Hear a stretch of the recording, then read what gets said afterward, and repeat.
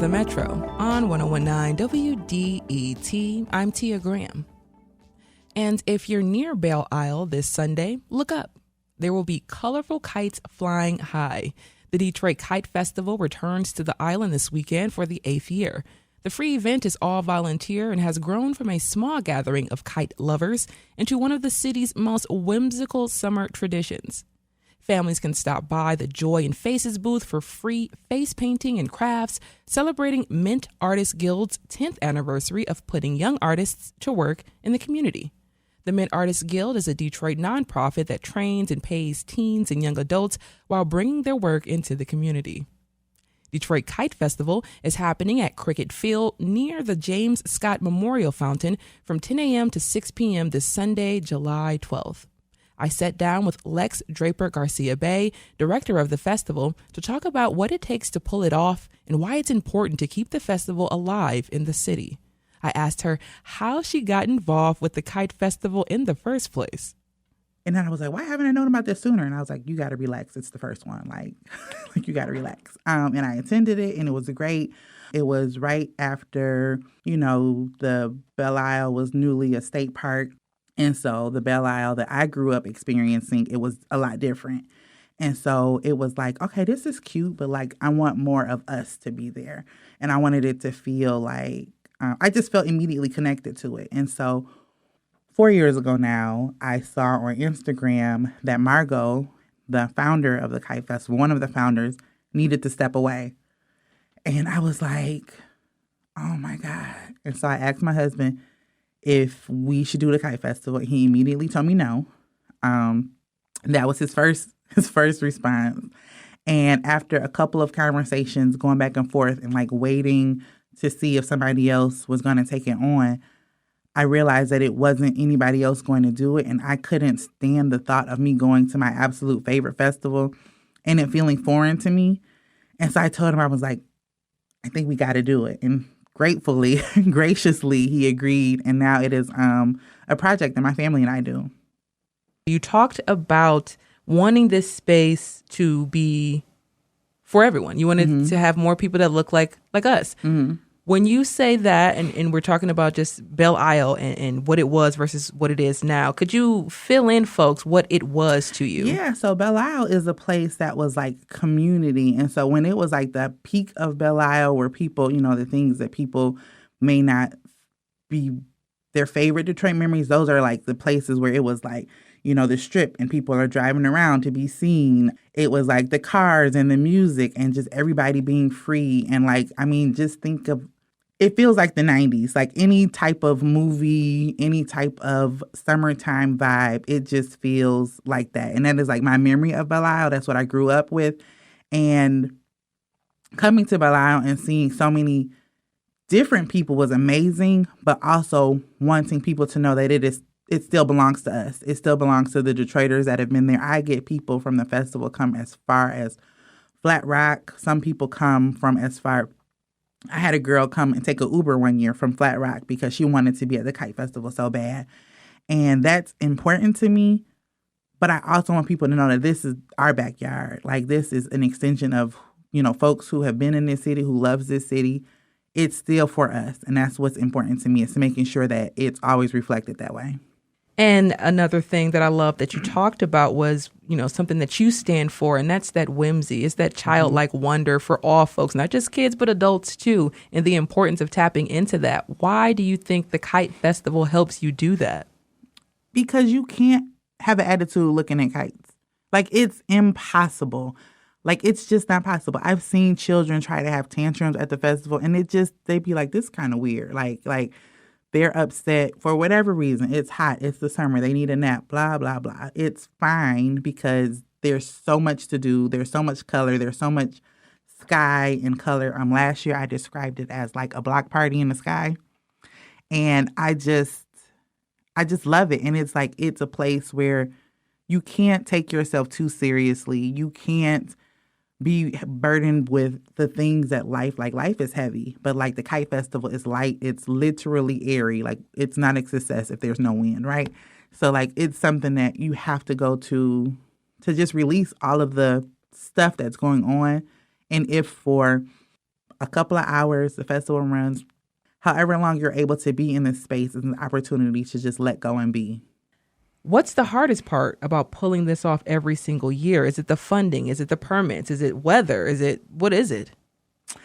It is, it's the funding. It is, so everything that we produce, it goes right back into the festival. The first year I started off with whatever money was left in the bank. And then, the goal is to be able to have enough money from like kite sales to produce a great deal of the next festival. And we haven't quite the festival hasn't recovered from like COVID numbers.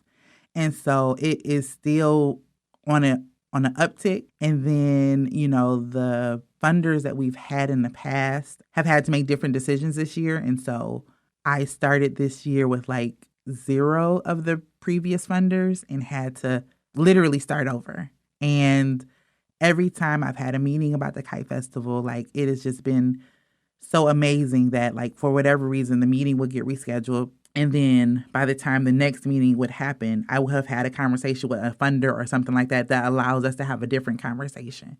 And so I'm really grateful for the people who believe in the Kite Festival and believe in like the vision that I have and are willing to like do something with me that they wouldn't necessarily do at the rate that they're doing it for other people.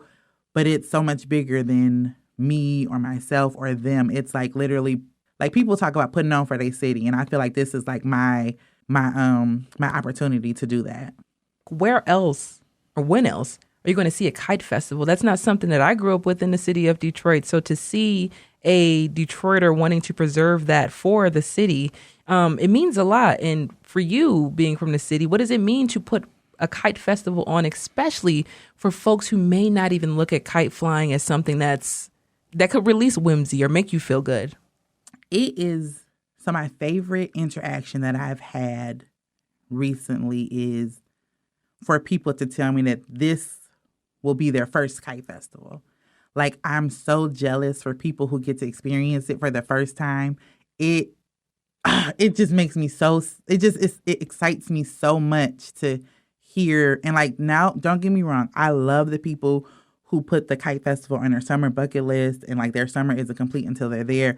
But people who get the opportunity to experience it from the first time, and like personally, I don't ever get to experience this. And so I'm trying to find a way for me to experience it. Is people tell me that when you drive onto the island and you can see the kites over the bridge, like I'm there at 7:00 in the morning. So I don't get to experience that. But people tell me that like it is just a sight to see, to be driving over the bridge and start seeing the kites in the sky. And like, I got to figure out somebody to like FaceTime me or record it for me because like I don't get to experience that. But like those are the moments that like it means so much to be able to like see. I love this city down. Like I am a 4th generation Detroiter. I am raising 5th generation Detroiters, and like to produce this with my family it means everything to me. To put this on for our city, for us to be able to like as a family unit be like, this is like our body of work, is just means so much. For someone who's never been before, because you said that's something that you look forward to is inviting new folks every single year. And every single year, new folks walk in the door. So walk me through the festival, the day, of course, as you're driving up the bridge, seeing those kites, all the way to when you park your car and you're starting to actually investigate the festival. Yeah, so you're going to drive across the bridge. You're going to follow the water side. So you're going to go along the water. As long as the water is to your right. Yeah, you're right. As long as the water's to your right, you're going the right way. You'll park, and then there's a welcome tent that you can come.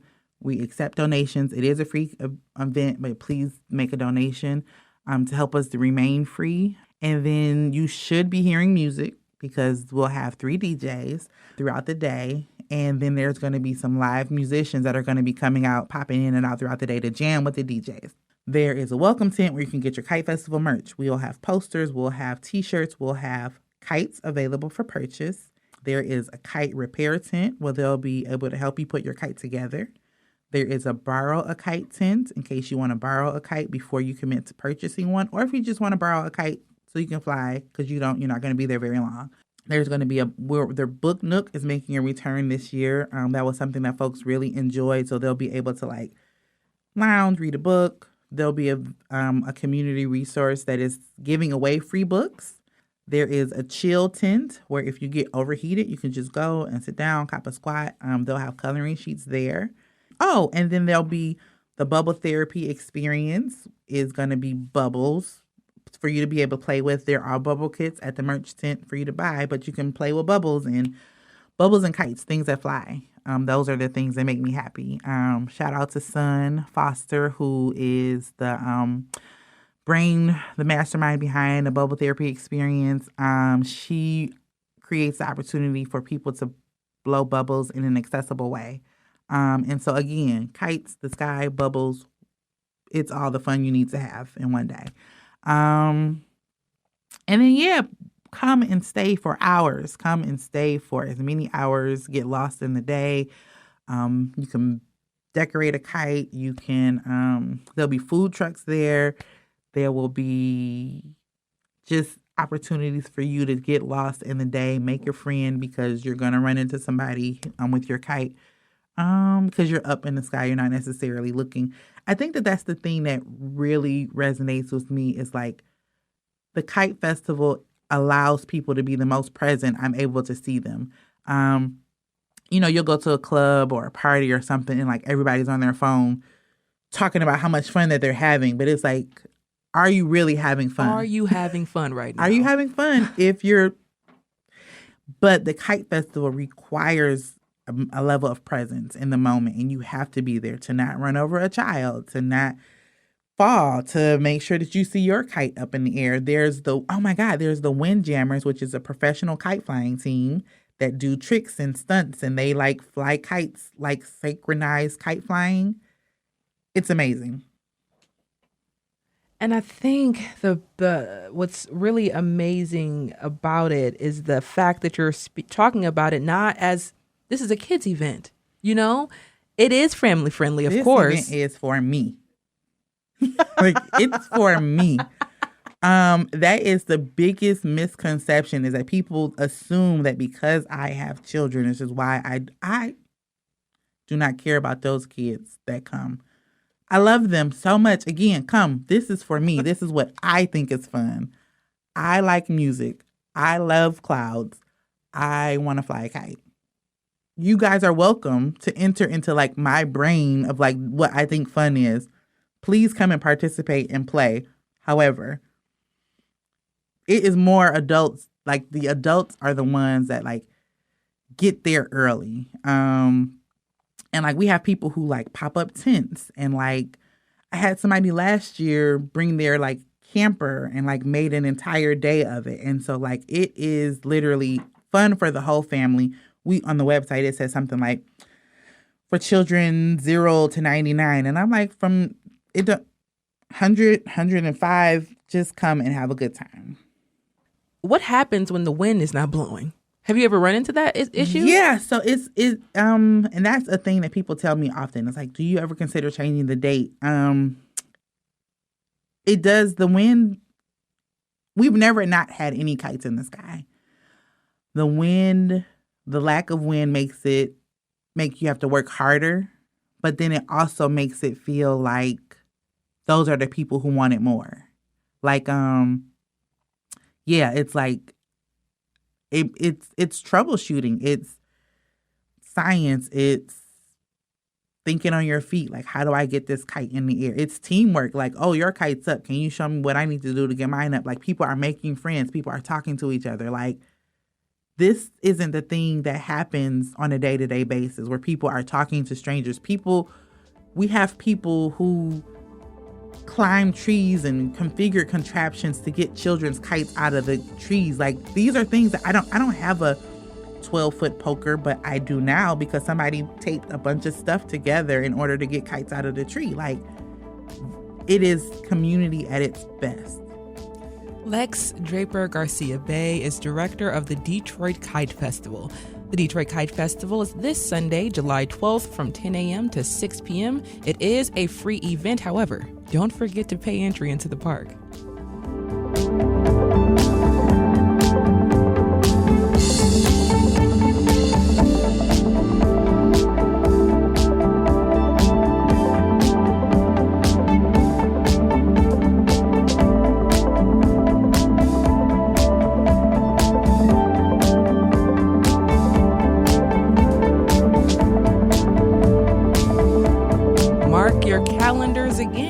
You can join WDET's Ryan Patrick Hooper, host of In the Groove, in the backyard of the Old Miami, Thursday, July 30th, for the next installment of What's So Funny About Detroit. Bring your WDET lawn chair and laugh with some of our region's most talented comedians. Tickets are available right now at wdet.org/events. Coming up, advances in modern medicine are making earlier detection of Alzheimer's disease possible. That's next on The Metro.